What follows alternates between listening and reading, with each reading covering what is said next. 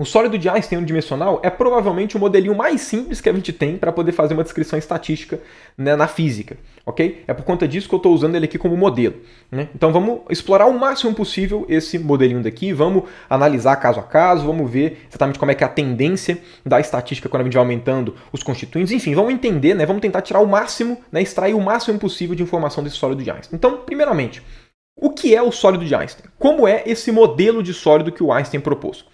A ideia do sólido de Einstein é o seguinte, a gente sabe, né, um sólido ele é composto de diversos átomos em uma certa rede, ok? E aí essa rede é exatamente o que nós chamamos de sólidos. Isso aqui é uma coisa muito simplificada, ok? No caso, um sólido unidimensional é um sólido que, na prática, ele só tem uma cadeia de átomos. É como se os átomos fossem um do ladinho do outro. Na prática, eles também podem formar alguma coisa circular, né? Por exemplo, basta que seja somente uma linha, né? Basta que tenha somente uma dimensão o seu sólido. Não necessariamente que ele seja distribuído em uma dimensão, né, como eu comentei, o sólido poderia a princípio formar um círculo, digamos assim, mas ele tem que ser uma única cadeia. Né? E como é que ele funciona? Se vocês se lembrarem, né, cada átomo, né, numa rede de um sólido pode ser pensado, né, de uma maneira aproximada como um oscilador harmônico. Okay? Levando em conta aqui, olha, que os sólidos eles estão dispostos em uma rede, se vocês lembrarem, né, esses sólidos daqui eles podem vibrar, né, eles podem se movimentar e, claro, essa movimentação depende da energia deles. Como cada átomo possui uma posição de equilíbrio e eles podem oscilar, uma primeira aproximação para qualquer oscilação é um oscilador harmônico. Né? Então a gente pode pensar em um conjunto de átomos, né, em um sólido unidimensional composto por um conjunto de átomos como sendo um conjunto de osciladores harmônicos. Okay? Como se cada um desses caras aqui fossem osciladores harmônicos. Aqui no caso eu estou pensando em um sólido de Einstein unidimensional. Vamos supor que a gente tenha N átomos dispostos, né, aqui nesse sólido, cada um deles representados por um oscilador harmônico. Evidentemente, né, esse nosso modelinho de sólido tem um limite. Certo? Se a gente está aproximando aqui, né, cada sólido por cada átomo do sólido por um oscilador harmônico, obviamente, né, eu não posso ter um sólido com energias arbitrariamente grandes. A gente sabe que toda vez que a gente tem algum sistema que oscila, a primeira aproximação, né, é sempre o de um oscilador harmônico, né? Porque qualquer ponto de equilíbrio estável que seja, ele sempre pode ser aproximado de uma parábola, que é exatamente um potencial harmônico. Okay? Então, obviamente, aqui a gente tem que levar em conta isso, certo? De forma geral, quando a gente pega temperaturas ambiente, né, eles se comportam bem como oscilador harmônico. Então é um modelinho útil para a gente estudar bastante, inclusive o sólido de Einstein ele foi utilizado, né, o Einstein propôs o modelinho do sólido de Einstein exatamente para entender alguns comportamentos, principalmente de calor específico, né, que não eram bem compreendidos, né, e obviamente calores específicos que eram medidos a temperatura ambiente. Então, enfim, né, só para ter essa ideia de que o sólido de Einstein, obviamente, ele tem um limite. Toda vez que você trata algum sistema atômico como oscilador harmônico, você está levando em conta que as energias desses caras não são arbitrariamente grandes, ok? Uma forma fácil de você entender essa aproximação é o sólido de Einstein ele funciona bem quando as energias envolvidas em cada átomo são menores, né, são bem menores do que a energia suficiente para poder romper, né, para poder fazer com que aquele sólido pare de ser sólido. Além disso, o sólido de Einstein também leva em conta que cada um desses osciladores eles são desacoplados. Então a gente tem um conjunto de N osciladores harmônicos que são completamente independentes uns dos outros. O que esse oscilador harmônico está fazendo não interfere em nada do oscilador harmônico do lado, que não interfere em nada do oscilador harmônico do lado e por aí vai. É um conjunto de N osciladores, um do lado do outro, mas completamente desacoplados. Inclusive, né, esse modelinho do sólido de Einstein conseguiu explicar um monte de coisa que não era, né, bem compreendido antes do Einstein ter proposto esse modelo. Porém, o fato do Einstein ter colocado esses osciladores desacoplados fez com que existissem ainda alguns fenômenos físicos que aconteciam com sólidos que não eram bem descritos pelo sólido de Einstein. Aí, alguns anos depois, esqueci qual foi o físico que propôs, ele propôs o mesmo modelinho do sólido de Einstein, só que agora esses osciladores harmônicos eles não são desacoplados, eles têm uma certa interação. Eles têm um comportamento coletivo. E aí sim a nossa descrição de sólido, né, mais sofisticada, né, com, enfim, né, mais fisicamente plausível, digamos assim. E aí conseguiu responder quase todos os problemas que se tinham até o momento. Mas enfim, esse é o nosso modelinho do sólido de Einstein. Né, N osciladores harmônicos desacoplados, okay, dispostos aqui, né, como uma cadeia pelo fato de ser unidimensional. Por se tratarem de osciladores harmônicos, né, e como cada átomo, por obviedade, está no regime quântico, né? Obviamente, né, cada um desses caras aqui, cada um desses osciladores harmônicos pode ser tratado a partir da descrição de um oscilador harmônico na mecânica quântica. Se você nunca estudou com calma a mecânica quântica, a parte do oscilador harmônico, não tem problema. Você pode assumir o que eu vou falar a partir de agora. Se você já estudou, excelente, você já tem um embasamento para isso. Levando em conta que o sólido de Einstein é um conjunto desses osciladores harmônicos, para eu saber descrever o sólido de Einstein, eu preciso saber descrever cada oscilador harmônico individualmente. Levando em conta que esse é um oscilador harmônico no regime quântico, por se tratarem de átomos, o que a gente consegue falar a partir dele? Se vocês se lembrarem, a energia de um oscilador harmônico ela é quantizada e os níveis de energia eles são igualmente espaçados. Certo? Então, cada um desses caras aqui vão ter seus níveis de energia, que eu estou representando só em 3, mas tem infinitos. Ok? Todos eles são igualmente espaçados. Isso é uma propriedade do oscilador harmônico. E se vocês se lembrarem, né, aí a gente tem aqui o nosso nível fundamental, ok? Que é o que a gente chama do n igual a 0, o primeiro estado excitado, o n igual a 1, o segundo estado excitado, o n igual a 2, e por aí vai. São os níveis de energia aqui do oscilador harmônico. E a energia do enésimo nível de energia, ok? Se você pega lá o enésimo nível de energia aqui de um oscilador harmônico, ele vai ter uma energia igual a n mais meio de h barra ômega, ok? Constante de Planck reduzida, daí aqui é a frequência angular característica do oscilador harmônico, ok? De uma maneira mais estratégica, a gente também pode escrever essa energia daqui, né, só fazendo a distributiva, como sendo nh barra ômega mais meio de H barra ômega, né? O meio de H barra ômega é a energia do estado fundamental, né? Que é quando o n for igual a zero, que é a energia de ponto zero, né?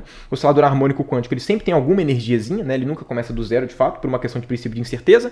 Eu, inclusive, discuto isso no meu curso de mecânica quântica, se você quiser ver, né? Vou deixar aqui uma tag te direcionando para ele. Mas, enfim, o fato de que esses osciladores harmônicos estão no regime quântico pode dar uma impressão de que vai deixar o tratamento mais difícil, porque a quântica dificulta em muita coisa e tudo, mas o fato desses caras serem osciladores harmônicos quânticos faz com que a descrição do sólido de Einstein seja muito mais fácil. Por quê? Porque perceba que a energia do sólido de Einstein ela pode ser descrita por pacotes de energia. Certo? Eu posso tratar as energias de cada um desses osciladores a partir de uma quantidade de unidade de energia. Certo? Se eu chego e falo, por exemplo, olha, esse meu oscilador harmônico ele tem 5 unidades de energia. Significa o quê? Significa que ele tem N igual a 5. Se esse cara daqui não tiver nenhuma energia, né, se ele não receber nenhuma energia, ele vai ter a menor energia possível, que é o do estado fundamental. Se ele recebe uma unidade de energia, ele vai para o primeiro estado excitado. Se ele recebe 2 unidades de energia, ele vai para o terceiro estado excitado. Então, o modelinho do sólido de Einstein me permite falar da energia do sistema sem ter que ficar pensando nessas constantes todas. Eu posso falar o quê? Cada um desses osciladores possuem N unidades de energia, por exemplo. Né, isso facilita bastante a nossa descrição. Mas bom, beleza, entendi quem é o sólido de Einstein, entendi como é que são os níveis de energia, entendi como é que é o modelo, né, do que ele se trata. Agora, como é que eu vou fazer a descrição estatística? Vamos lá, olha, o postulado fundamental fala o que pra gente? Todos os estados microscópicos acessíveis de um sistema fechado em equilíbrio são igualmente prováveis. Se vocês se lembrarem, né, vamos lá, levando em conta que a gente vai fazer aqui uma descrição para poder cair na termodinâmica, o que os postulados da termodinâmica falavam pra gente? Eles falavam pra gente que quando a gente tinha um sistema em equilíbrio, 3 grandezas caracterizavam completamente esse sistema. Quais eram essas grandezas? As grandezas eram a energia, o volume e o número de partículas. Então, se eu vou fazer alguma descrição estatística do sólido de Einstein, eu tenho que fazer uma descrição estatística que leve em conta essas grandezas, porque são essas grandezas que determinam completamente o meu sistema. Foi por isso que eu entrei no mérito qual que era a energia de cada oscilador harmônico. Por quê? Porque a energia ela é uma das grandezas que tem que aparecer na nossa descrição estatística. Afinal de contas, ela é uma das grandezas que definem o estado do nosso sistema, levando em conta, né, vislumbrando uma conexão com a termodinâmica. O número de partículas, por isso que eu falei o número de osciladores. Mas aí você pode me perguntar, Felipe, quem que é o volume desse cara daqui? Na prática, esse volume não vai fazer muita diferença para a gente. Por quê? O equivalente a volume desse sólido de Einstein seria o quê? Seria qual que é o comprimento dele. O equivalente, né, se eu fosse querer dizer exatamente qual que é o volume desse cara. Não faz sentido volume, porque o volume é tridimensional. Mas qual que é o análogo ao volume? Qual que é a medida, né, do espaço, digamos assim, de um sólido unidimensional? É o comprimento dele. Porém, para esse modelinho do sólido de Einstein, eu não preciso fazer descrição estatística em termos do volume. Por quê? Porque nesse caso daqui, o volume ele não é uma grandeza independente do número de partículas. Pela forma como a gente construiu esse sólido daqui, né, como é que seria o volume, que seria equivalente aqui, digamos, ao comprimento desse sólido? Seria fazer o quê? Basta eu saber qual que é o tamanho, né, de qual que é a distância média entre cada um desses caras, que é uma característica do material do sólido, certo? Todo sólido, você consegue determinar qual que é a distância média entre os átomos, né? Isso é uma característica do sólido, né? E se eu sei qual que é esse tamanho médio que eu vou chamar de A, o volume vai ser o quê? A vezes o número de partículas. Aí você vai ter o volume. Então o volume ele não é independente do número de partículas.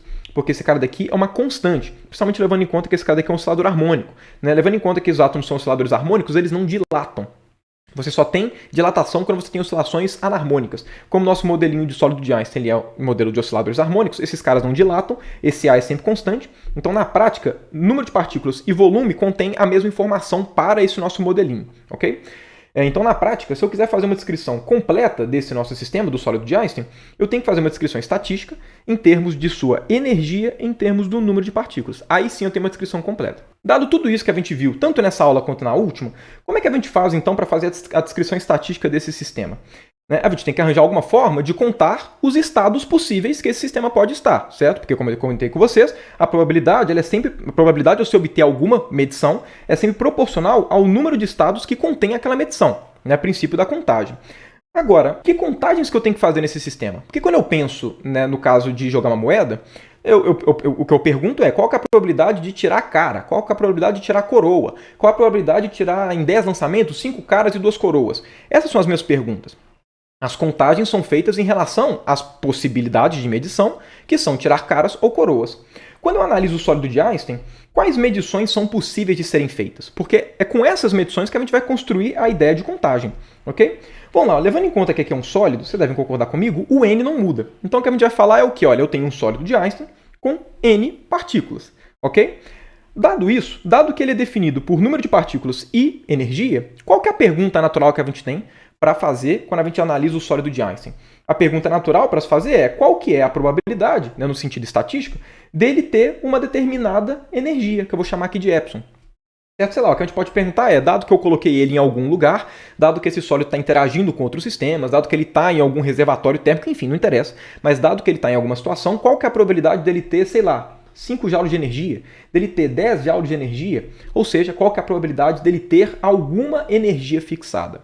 Então, para que a gente possa responder qual que é a probabilidade do sólido de Einstein, desse nosso sólido de Einstein unidimensional, com N partículas, né, qual que é a probabilidade dele ter uma determinada energia, o que eu tenho que fazer? Eu tenho que saber contar quais são todas as possibilidades que esse sólido pode estar, quais são todas as configurações que apresentam essa mesma quantidade de energia. E eu sei que a probabilidade, né, dele ter essa determinada energia vai ser proporcional ao número de estados. Por quê? Por conta do postulado fundamental. Certo? Se todos os microestados acessíveis são igualmente prováveis, então a probabilidade ela vai ser proporcional ao número de estados que existem, ok? Com aquela configuração específica. Então o que a gente tem que saber fazer aqui é contar qual é o número de estados possíveis com determinada energia nesse sólido de Einstein. Para que a gente possa fazer essa contagem, né, de quantos estados existem para um sólido de Einstein, né, com energia U e número de partículas N, né, a primeira coisa que a gente tem que fazer é qual que é a energia do sólido de Einstein como um todo. Porque lembrando, essa expressão daqui que eu fiz com vocês, ela não é a expressão da energia do sólido de Einstein, ela é a expressão da energia de um oscilador harmônico que está, né, que está excitado, né, no seu enésimo nível de energia, né, no seu enésimo nível excitado de energia. Então, obviamente, se eu vou fazer a descrição do sólido de Einstein, eu preciso da energia, mas é da energia do sólido e não de um único oscilador. Ok? Então, como é que a gente vai fazer isso? Aqui, na verdade, é bem simples. Essa energia daqui é energia contida em um único oscilador. Se eu quero saber qual que é a energia do sólido de Einstein, o que eu vou fazer? Eu vou pegar a energia de todos os osciladores. Então, eu posso falar que a energia do sólido de Einstein vai ser igual ao quê? Vai ser igual a... Perceba que se a gente tem N osciladores, esse meio de H barra ômega vai aparecer N vezes. Então, primeira parte da energia, né, meio de H barra ômega vezes N. Então, Nzão, H barra ômega, dividido por 2. Essa parcela daqui, eu posso colocar ela tal e qual está aqui, com uma única diferença. Esse N daqui é o nível de energia, né, o nível do estado excitado, né, o número de pacotes de energia que um único oscilador harmônico tem, né, e que por conta disso está aqui no balanço energético. Esse N que aparece aqui é a quantidade de unidades de energia que o sólido de Einstein possui. Então, por exemplo, né, vamos supor aqui que o N é igual a, sei lá, a 5. Okay? Ou seja, eles têm 5 unidades de energia. E vamos supor que a gente tem um sólido de Einstein com Nzão igual a 5. Significa o quê? A gente tem aqui 1, 2, 3, 4, 5. Se a gente tem N, se a gente tem 5 pacotes de energia, significa o quê? Significa que esses 5 pacotes de energia eles podem estar todos aqui, né, todos no primeiro, pode ser que seja 4 no primeiro e 1 nesse cara daqui. Né? Pode ser que cada átomo possua um único pacote de energia. Perceba que essa bolinha que eu estou colocando corresponde a um pacote de energia, a uma unidade de H barra ômega. O que significa? Significa que se eu coloco aqui, né, cada átomo com um pacote de energia, significa que cada um deles vai ter energia meio de H barra ômega mais H barra ômega, porque tem um único pacote de energia. Se eu coloco, por exemplo, esse cara daqui com 2 pacotinhos de energia e esse daqui do meio sem nenhuma e o resto com 1. Esse e esse vão ter meio de H barra ômega mais H barra ômega. Esse daqui vai ter energia meio de H barra ômega, porque ele não tem nenhum pacote de energia, então só tem energia de ponto zero, né, energia do estado fundamental. E esse cara daqui vai ter meio de H barra ômega mais 2 vezes H barra ômega. Eu acho que dá para pegar a ideia, né? Quando eu escrevo a energia, então, do sólido de Einstein dessa forma, o que eu estou fazendo é o quê? O que eu estou escrevendo é a energia em termos da quantidade, né, a energia do sólido de Einstein em termos de unidade dos pacotes de energia, né, do número de pacotes de energia que esse cara possui, que é diferente desse N, que corresponde a um único oscilador, né, o nível de energia específico. Dado isso, como esse N é um número natural, é o número de unidades de energia que esse sólido possui, eu acho que deve ser claro para todo mundo que é mais fácil trabalhar com N do que com energia. Por quê? Porque o N é um número natural. É 1, 2, 3, 4. Para fazer contagem é muito mais simples, é muito mais natural fazer com um número natural, né? Em compensação, esse U daqui ele tem duas parcelas, certo? Uma dessas parcelas, as duas parcelas no caso, elas têm H barra ômega, enfim. Então, por conta disso, essa contagem daqui, quantos estados possuem com energia U e com o número N de partículas, na verdade eu vou escrever esse cara da seguinte forma: quantos estados existem, né, para um sólido de Einstein que possui Nzinho em unidade de energia e um número Nzão de partículas. Perceba que essa contagem é equivalente a essa contagem daqui. Por quê? Porque existe uma relação de 1 para 1 entre o N e o U. Se eu te der um N específico, você sabe me falar quanto é que é o U. Então, se você me fala qual que é o U, né, qual que é a energia do seu sólido de Einstein, você sabe me falar quantas unidades de energia está contida nesse sólido. Então, como, né, existe uma relação 1 para 1, como cada N define um U e como cada U define um N, eu posso fazer a contagem em termos do N. E no final eu coloco o U. Ok? Por quê? Porque fica mais simples trabalhar dessa forma, porque quando eu vou fazer essa contagem, ver se vocês concordam comigo, né? O N é um número natural, né? Obviamente, um número de partículas. O Nzinho também é um número natural, então fica mais simples de fazer a contagem. Ok? Só para poder deixar claro, se eu faço esse cara depois, o que eu tenho que fazer? Basta isolar, ok? Se eu isolo essa relação daqui, eu vou ter que o Nzinho vai ser igual ao quê? Vai ser igual a U dividido por H barra ômega menos Nzão sobre 2. Então, basta eu fazer a contagem em termos do Nzinho e depois eu coloco essa expressão. Então, vou lá. Quantos estados existem, né, para um sólido de Einstein que possui N partículas e Nzinho pacote de energia, né, unidade de energia? Tem uma forma bem simples, né, e bem esperta, na verdade, de fazer essa conta, que é o seguinte. Eu vou fazer essa contagem a partir de bolinhas e pauzinhos. Como assim? O que eu vou fazer vai ser o seguinte. Cada uma dessas bolinhas vai estar representando os níveis de energia. Então, eu vou ter no total N bolinhas. Então, né, imagina que eu tenho aqui N bolinhas que correspondem aos níveis de energia. Agora, eu tenho N partículas, né? Eu tenho N átomos ali que compõem o meu sólido de Einstein.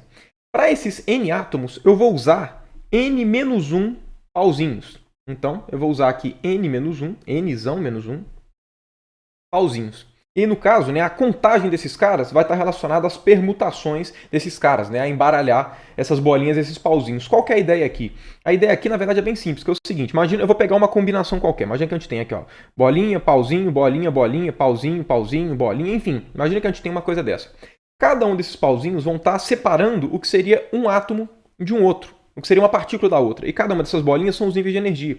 Então, essa permutação aqui específica, essa combinação específica desses caras aqui, corresponde a qual situação física na prática? Aqui corresponde a o primeiro oscilador tem uma unidade de energia, o segundo oscilador tem 2 unidades de energia, o terceiro oscilador não tem nenhuma unidade de energia, o quarto oscilador tem uma unidade de energia, por aí vai, né? Então perceba, como a gente tem N osciladores, basta que a gente tenha Nzão menos 1 pauzinhos, porque a gente vai conseguir fazer uma separação de N partículas. E aqui a gente tem Nzinho nível de energia, então a gente tem Nzinho bolinhas. Okay? Perceba que fazer assim fica muito fácil de fazer a contagem. Por quê? Porque o número de estados, né, para um sólido de Einstein com Nzão partículas e Nzinho unidade de energia, basta a gente ver quais são todas as combinações de arranjar essas bolinhas e esses pauzinhos. E aí a contagem fica muito simples. Isso é um jeito bem inteligente, né, bem estratégico de fazer esse tipo de contagem. Okay? Então, a partir desse tipo de contagem aqui, como é que vai ser a situação? Então, olha só, nós vamos permutar um total de Nzinho mais nzão menos nzinho, objetos, ok? A gente vai ter que pegar todas as combinações desses caras. Então, né, a primeira coisa, né, a primeira contagem que a gente faz, né, para pegar todas as possibilidades de rearranjo dessas bolinhas e pauzinhos vão ser o quê? Nzinho mais nzão menos 1 fatorial. Quando eu pego esse cara daqui, o que eu estou pegando é o quê? O que eu estou pegando é esse conjunto de objetos daqui e fazendo todas as permutações possíveis. Né? Eu estou pegando todas as combinações desses caras. Porém, vocês devem concordar comigo, que se eu pego uma combinação qualquer e eu troco, né? Eu permuto 2 pauzinhos ou eu permuto 2 bolinhas, eu vou ter a mesma configuração.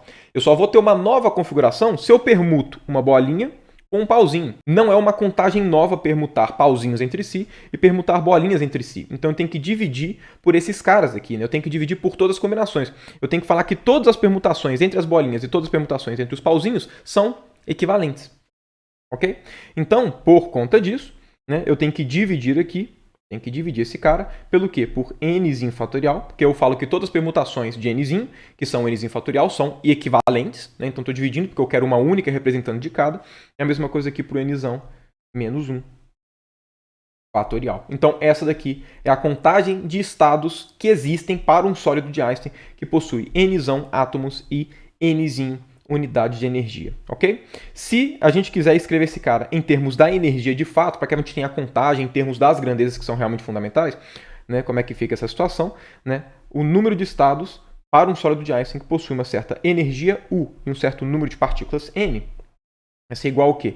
Vai ser igual a, aí vamos lá, U dividido por H barra ômega menos Nzão sobre 2 mais Nzão menos 1 fatorial, ok? Que é o nzinho mais nzão menos 1, ok? Aqui eu vou até já simplificar, olha, n dividido por 2 menos n dividido por 2 mais n vai dar n dividido por 2 positivo, ok? Então aqui, menos 1. Então, todo esse cara daqui fatorial dividido, ok? Dividido, opa, aqui tá difícil, né? Dividido por, aí, nzinho fatorial, então u sobre h barra ômega menos nzão sobre 2 fatorial, dividido por nzão menos 1 fatorial. Então essa aqui é a contagem em termos da energia. Já deve estar bem claro para todo mundo que essa forma daqui ela é bem mais simples. Então, né, todos os procedimentos que eu vou fazer, né, nessa nossa primeira análise estatística desse sólido de Einstein unidimensional, eu vou fazer em termos dessa contagem daqui. Okay? Apesar dessa contagem ser a contagem que realmente tem a correspondência física, porque está em termos da energia e do número de partículas, eu vou fazer as descrições em termos desse cara daqui, ok? Em termos aqui do nzinho, por uma razão óbvia de que a expressão fica menos poluída. E aí basta a gente fazer tudo em termos do nzinho, e aí só no final a gente substitui. Não tem porque eu substituir agora. É mais fácil fazer todas as contas e só no final a gente substitui. Na prática, quando a gente vai falar de estatística, se você sabe qual é a distribuição de probabilidade do seu sistema, né, do seu problema, você tem toda a informação estatística, né, que você toda a informação estatística já vai estar contida naquela distribuição de probabilidade. Então, no final de contas, a gente sabe que a probabilidade ela é proporcional ao que? Exatamente a esse cara, né? Nzinho mais nzão menos 1 fatorial dividido por nzinho fatorial, né? E aqui nzão menos 1 fatorial. Como eu comentei com vocês, essa proporcionalidade já é o suficiente para a gente. A gente não precisa escrever esse cara como sendo igual, a gente não precisa pegar a distribuição de probabilidade toda, né, dividido aqui pelo que seria todos os estados possíveis e tudo. Por que a gente não precisa fazer isso? Porque esse cara daqui ele já é obtido através da contagem simples. Por quê? Porque olha só, o que seria o ômega total? Qual que seriam todos os microestados acessíveis? Qual que é o número total de possibilidades para qualquer tipo de energia? Vocês devem concordar que é o seguinte, aqui eu escrevi esse cara para N unidade de energia. Esse N pode ser 1, pode ser 2, pode ser 0, pode ser 3, pode ser 4, 5, 6, pode ser qualquer número natural. Ok? Por conta disso, se eu quiser saber qual que é o ômega total, basta eu somar quantas possibilidades existem para todas as possibilidades existentes. Então, bastaria eu fazer aqui um somatório de nzinho igual a 0 até infinito, exatamente, né, desse nzinho mais nzão menos 1, fatorial dividido por nzinho fatorial, nzão menos 1 fatorial. Se eu faço esse cara daqui, percebam, eu vou estar somando quais são os números de estados para o sólido de Einstein que tem energia 0, que tem energia 1, que tem energia 2, que tem energia 3, que tem energia 4. Então estou somando em todas as possibilidades para um sólido de Einstein com número de partículas n. Então, por isso que na prática a gente só precisa dessa proporcionalidade, porque a contagem para os estados que nós temos interesse, ela segue a mesma tendência da contagem total. A contagem total é só você aplicar o mesmo procedimento, só que fazer isso para todos os estados possíveis. Por isso que basta essa proporcionalidade, ok? O número de estados total já está contido na informação dessa contagem daqui.